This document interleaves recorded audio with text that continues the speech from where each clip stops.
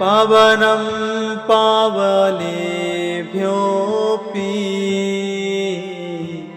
मनुष्य जन्म बहुत दुर्लभ है और हमें इस बहुमूल्य अवसर को गंवाना नहीं चाहिए।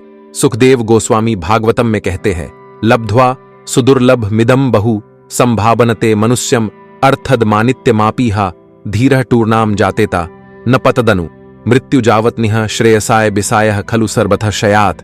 अर्थात कई जन्मों और मृत्यु के बाद व्यक्ति दुर्लभ मानव जीवन प्राप्त करता है जो अस्थायी होते हुए भी सर्वोच्च पूर्णता प्राप्त करने का अवसर प्रदान करता है। इस प्रकार एक शांत मनुष्य को जीवन की चरम पूर्णता के लिए शीघ्रता से प्रयास करना चाहिए, जब तक कि उसका शरीर जो हमेशा मृत्यु के अधीन है गिरकर मर न जाए।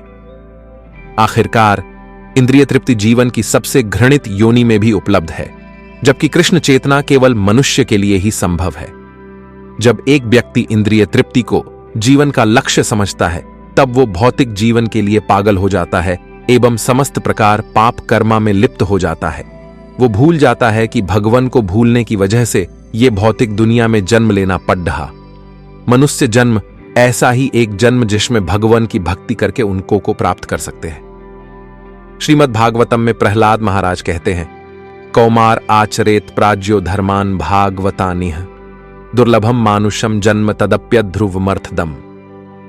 अर्थात जो पर्याप्त रूप से बुद्धिमान है उसे जीवन की शुरुआत से ही, दूसरे शब्दों में बचपन की छोटी उम्र से, भक्ति सेवा की गतिविधियों का अभ्यास करने के लिए अन्य सभी व्यस्तताओं को छोड़कर मानव शरीर का उपयोग करना चाहिए।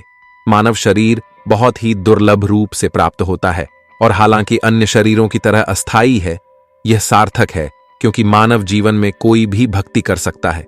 यहां तक कि सच्ची भक्ति सेवा की थोड़ी सी मात्रा भी व्यक्ति को पूर्णता प्रदान कर सकती है। केवल मनुष्यों के पास ही भगवान का भजन करने की क्षमता होती है, अन्य प्राणियों के पास ऐसा सामर्थ्य नहीं होता। इसलिए संसार के तुच्छ भोगों में इस बहुमूल्य मनुष्य जन्म को व्यर्थ करना बुद्धिमानी नहीं है। तो मन में प्रश्न उठता होगा कि कलयुग में भगवान की भक्ति कैसे करनी है।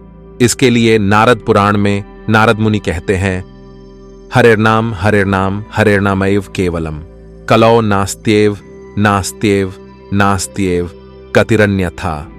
हरिनाम जप ही संसार में एकमात्र मार्ग है जिसके द्वारा मनुष्य भगवान को प्राप्त कर सकता है।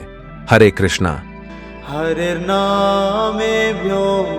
केवलम्।